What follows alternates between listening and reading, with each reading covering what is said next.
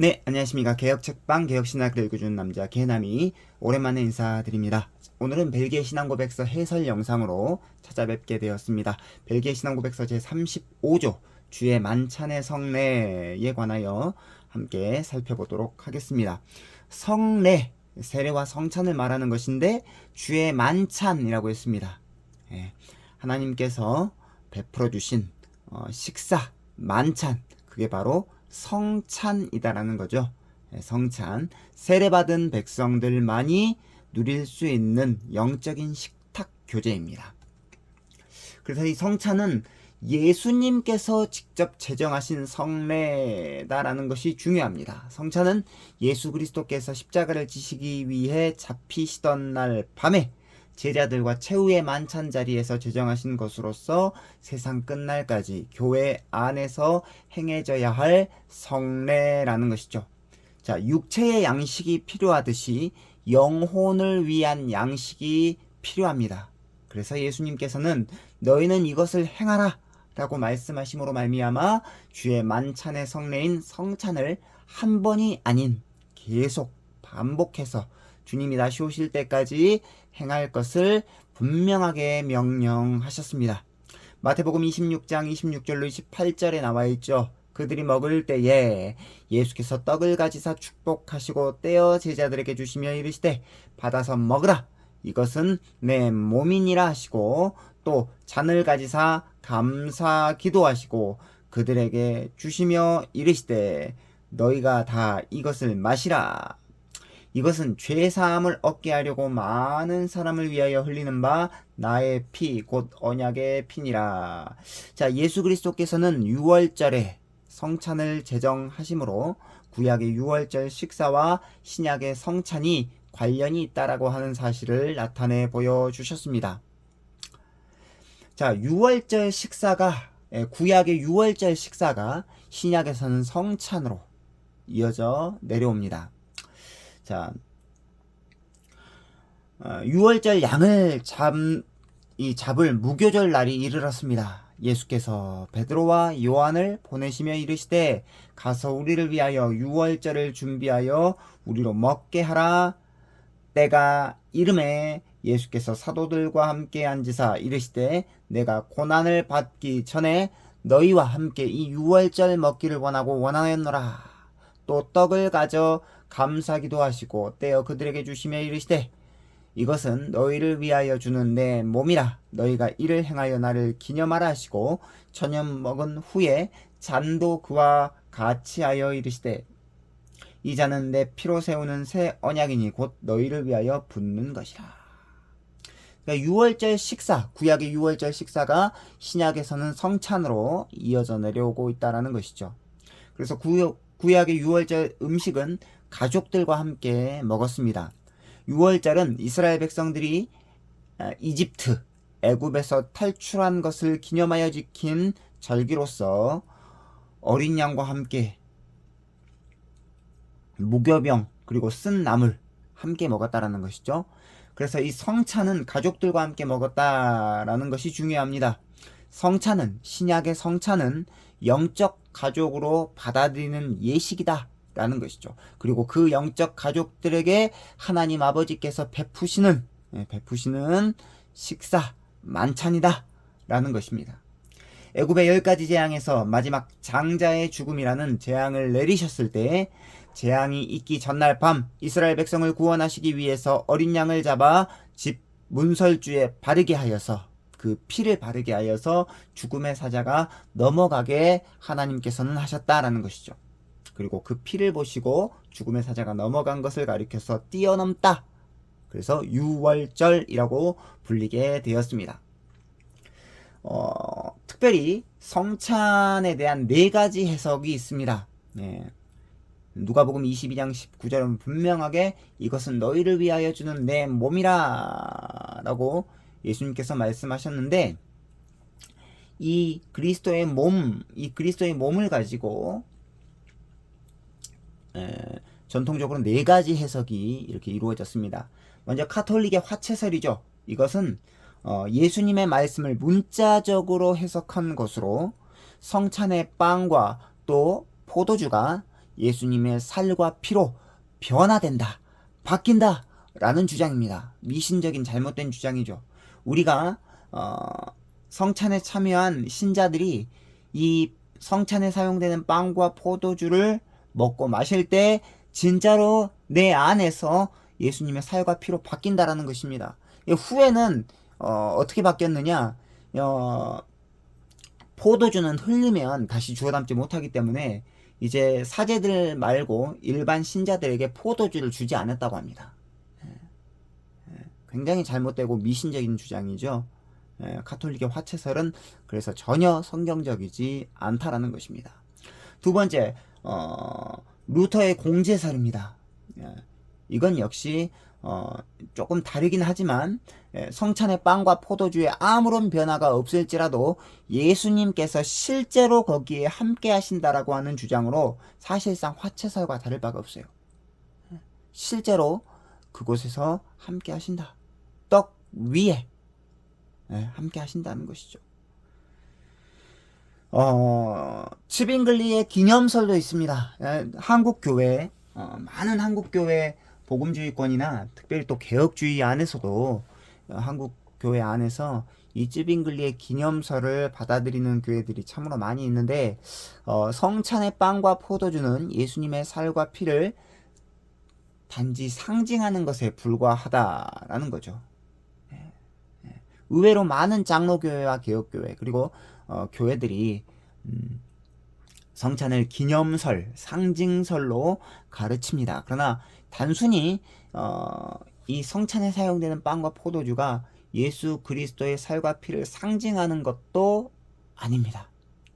우리는 전통적으로 특별히 칼빈주의 신학을 우리가 붙들고 개혁교회로서 우리가 개혁주의 신학을 받아들이고 장로교회와 개혁교회들 이런 교회들은 칼빈의 영적 임재설을 받아들이는데요.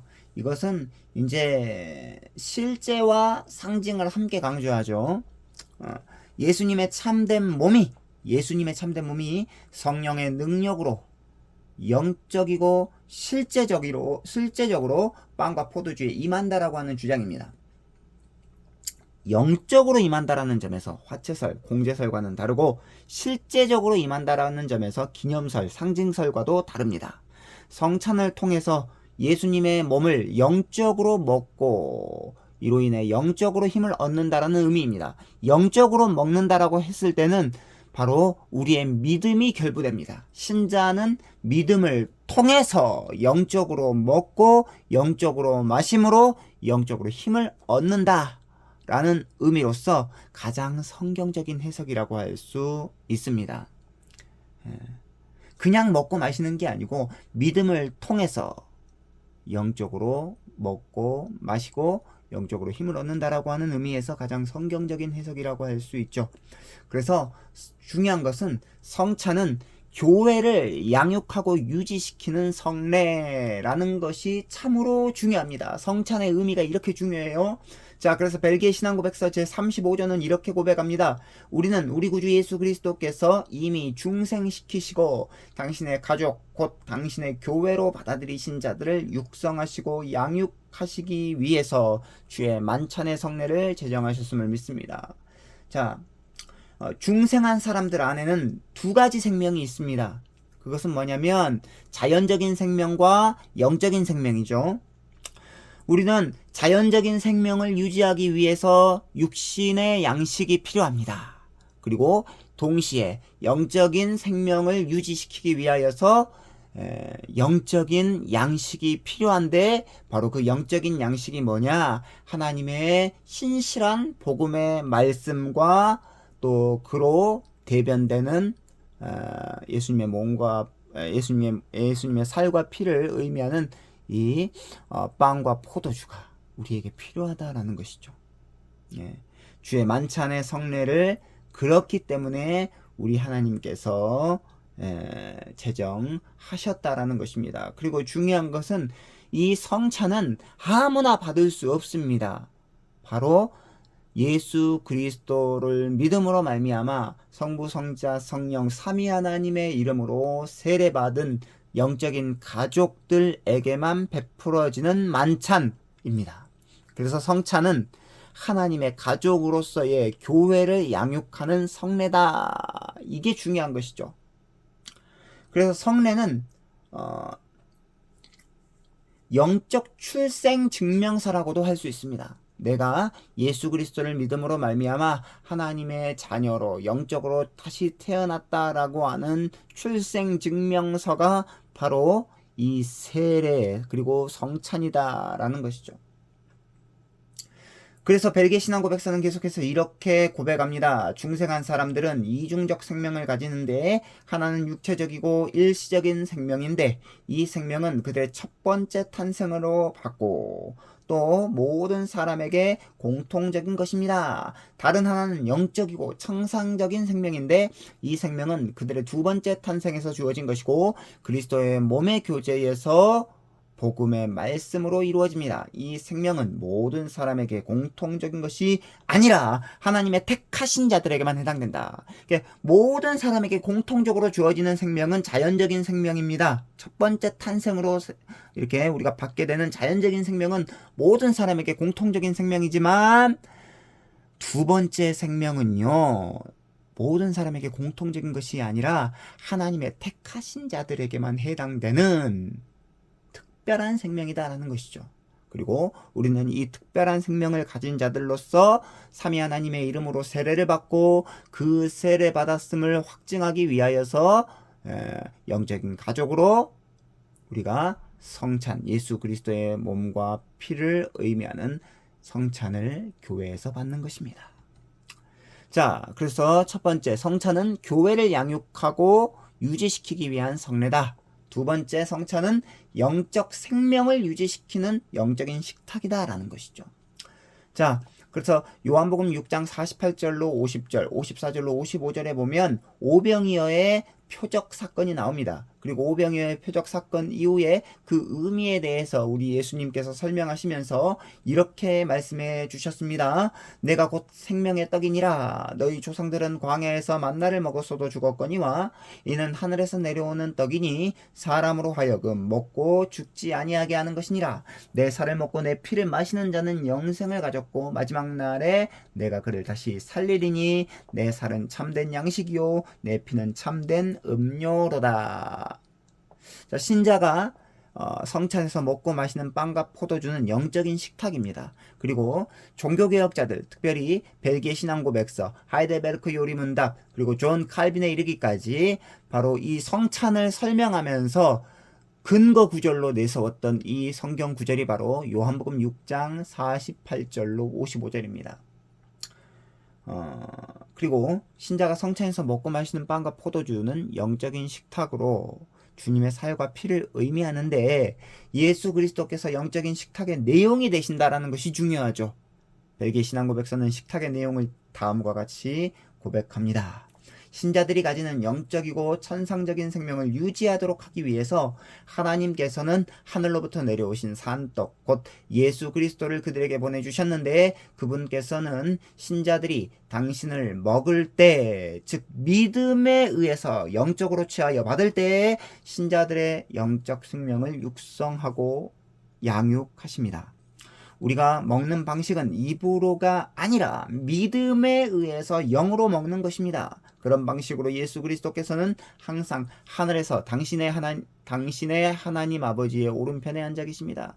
입으로 먹는 것이 아니고 이 성찬 빵과 포도주는 입으로 먹는 것이 아니고 믿음으로 먹는 것이다. 영으로 먹는 것이다. 라고 고백하고 있습니다. 그러니까 우리는 단순히 이 성찬을 참여할 때 이 예수 그리스도의 살과 피를 의미하구나 라고 그냥 지적으로 동의해서 먹는 것이 아닙니다. 그걸 확실히 믿음으로 말미암아 먹는 것입니다. 그래서 두 번째 성찬은 영적인 생명을 유지시키는 영적인 식탁이다 라는 거죠. 세 번째입니다. 성찬은 자기를 살피고 행해져야 한다라는 것입니다. 그래서 마지막 고백이 이렇습니다. 마지막으로 우리가 함께 우리 구주 예수 그리스도의 죽음을 감사함으로 기념하고 우리의 믿음과 기독교 신앙을 고백할 때 겸손과 경외로 하나님의 백성의 모임에서 우리는 이 거룩한 성례를 받습니다. 그러므로 누구든지 조심스럽게 자기를 살피지 않고는 이 식탁에 나오지 않아야 합니다. 이 고백은 성찬을 대하는 신자의 자세와 태도에 관한 고백이죠.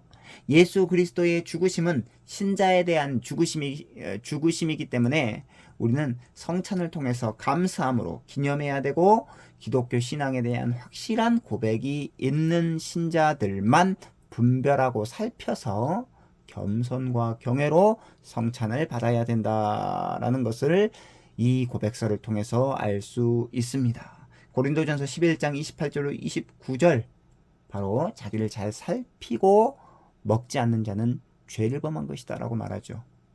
즉 성찬을 분별해야 됩니다. 성찬을 먹고 마실 때 우리가 분별해야 되는데 분별은 인식하다라는 의미로 영적인 식탁인 성찬의 의미를 인식하고 자신을 잘 살피면서 기독교 신앙에 대한 확실한 고백이 있는 거듭난 신자들, 중생한 신자들에게만 성찬이 베풀어져야 된다라는 거죠. 그래서 성찬은 믿음의 고백으로 우리 주님과 연합된 교회에서 베풀어져야 정상적인 성찬입니다. 사랑하는 구독자 여러분, 그래서 이제 말씀을 정리할 텐데요. 오늘 살펴볼 내용은 5가지였습니다. 첫 번째, 우리에게 육체의 양식이 필요하듯이 영혼을 위한 양식이 필요하다. 그것이 바로 성찬이다 라는 것을 우리는 살펴보았습니다. 두 번째, 성찬은 우리 주님께서 우리를 위해 십자가에서 자신의 몸을 찢으시고 피를 흘리셨으며 그렇게 되신 분께서 죽으신 뒤에 다시 살아나셔서 하늘로 올라가셨음을 확신시켜주는 거룩한 예식입니다. 세 번째, 성찬은 교회를 양육하고 유지시키는 성례입니다. 자기 신자들, 택하신 신자들을 양육하고 영적인 생명을 유지시키는 데 필요한 그 예식이 바로 성례다라는 거죠. 세례와 성찬. 특별히 성찬은 영적 생명을 유지시키는 영적인 식탁입니다. 우리의 생명은 2가지라고 했죠. 첫 번째 생명, 육신적인 생명. 이것은 육신의 음식이 필요합니다.